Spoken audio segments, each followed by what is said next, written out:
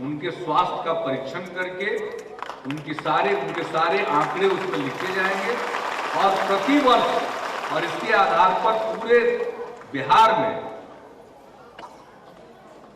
कीड़ा कृमिनाशक दवाएं हम देंगे, अन्य कई चीज इसके साथ जुड़ी हुई, और ये पता चलेगा उनके पोषण का क्या स्तर है, तो उस हिसाब से हम उसका इंतजाम करेंगे। और यही नहीं, इसके अलावे जितने आंगनबाड़ी केंद्रों में हमारे बच्चे उन सबों का भी हेल्थ कार्ड बनेगा।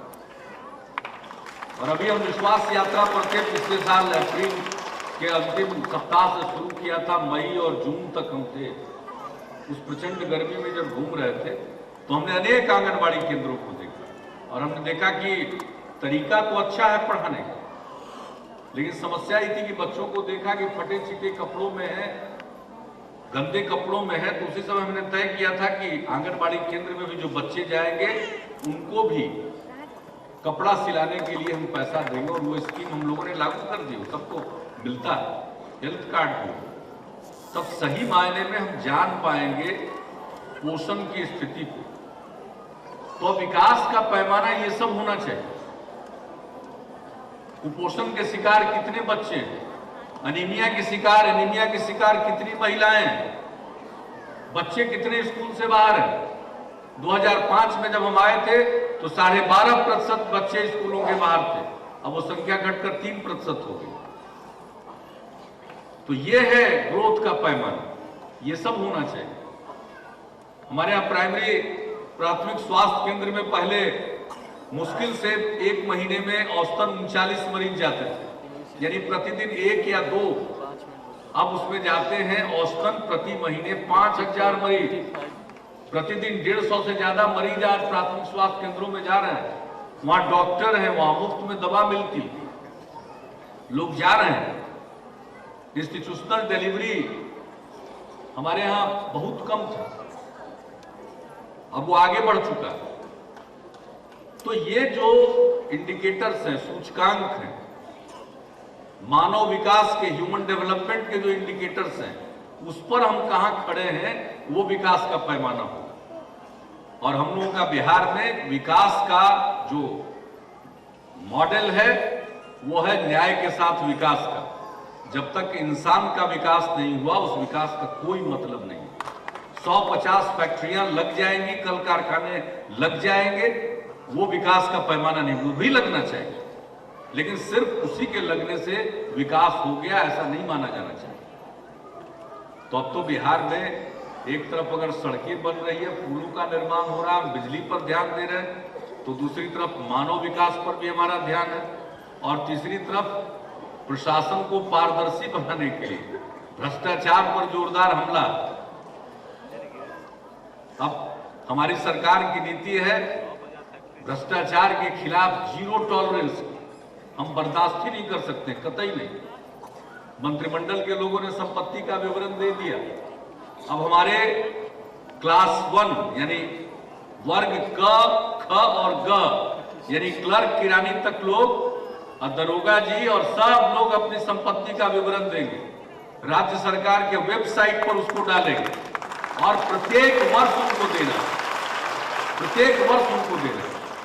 लोग जान पाएंगे कि कहां क्या है। कानून बन गया। अगर भ्रष्ट तरीके से संपत्ति अर्जित करेंगे लोक सेवक, तो सिर्फ मुकदमा नहीं चलेगा, हम उनकी संपत्ति जब्त करेंगे, उनके आलीशान बंगलों को जब्त करेंगे और उसमें बच्चों का स्कूल खुलवाएंगे। ये हमारा संकल्प है। और कार्रवाई प्रारंभ हो गई। एक मामले में सक्षम प्राधिकार ने दे दिया कि इनकी संपत्ति जब्त होनी चाहिए, अपील में गए हैं।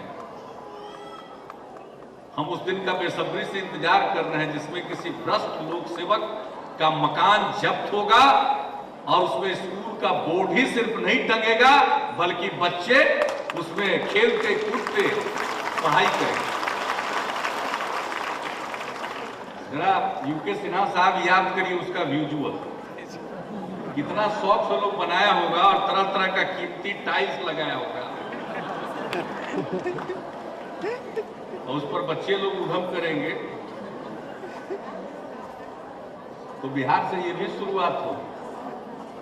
और आज देश में लोगों को झकझोरने वाला कोई सबसे बड़ा मुद्दा है तो वह है भ्रष्टाचार। अब लोग भ्रष्टाचार बर्दाश्त करने को तैयार नहीं है। हमारे यहां भ्रष्टाचार के खिलाफ लड़ाई चल रही है और कहीं से रोज रोज भ्रष्टाचार की खबरें आ रही हैं। अब जनता इसको बर्दाश्त नहीं करेगी।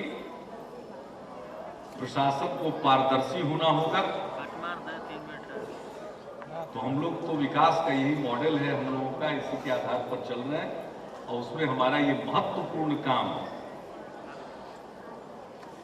हमारे यहाँ जो भी गरीब घर में बच्ची पैदा हुई वो बोझ नहीं है, बल्कि वो वाकई ऐसे लड़की को क्या कहते हैं लोग कि लक्ष्मी है। कहते तो थे लक्ष्मी, लेकिन बड़ा भीतर से दुखी रहते थे। अब वाकई लड़कियों का आगमन लक्ष्मी के आगमन के समान होगा। ये इस कार्यक्रम का ध्येय है। सिन्हा साहब तो अब कुछ ही दिन यूटीआई में है, लेकिन मुझको पूरा विश्वास है कि अब आपके यूटीआई के सीएमडी नहीं रहने पर सेबी के चेयरमैन हो जाने के बाद यूटीआई अपना काम इसी ढंग से करता रहेगा, बल्कि और बेहतरीन ढंग से करेगा। यही हमारी शुभकामना है। और मैं अपने समाज कल्याण विभाग की माननीय मंत्री मोहतरमा परवीन अमानुल्लाह को, समाज कल्याण विभाग की सचिव विजया लक्ष्मी जी को, अब देख लीजिए हम लोग मिनिस्टर भी महिला और सेक्रेटरी भी महिला। अब कोई महिलाओं के साथ चाहेगा भी कि भेदभाव कर दे, वो हमारे यहाँ संभव नहीं। संभव है कि पुरुष लोग कुछ भेदभाव की शिकायत करें, लेकिन हमको मालूम है महिलाओं में बहुत उदारता होती है। ये नौबत कभी नहीं आने देंगे कि पुरुष लोग शिकायत करके हम लोगों के पास पहुंचे। ये नौबत नहीं आएगी, लेकिन मिलकर के ही जमाना बदलेगा, बिहार आगे बढ़ेगा। और बिहारी कहलाना अपमान नहीं, बिहारी कहलाना शान का विषय है। बहुत बहुत धन्यवाद।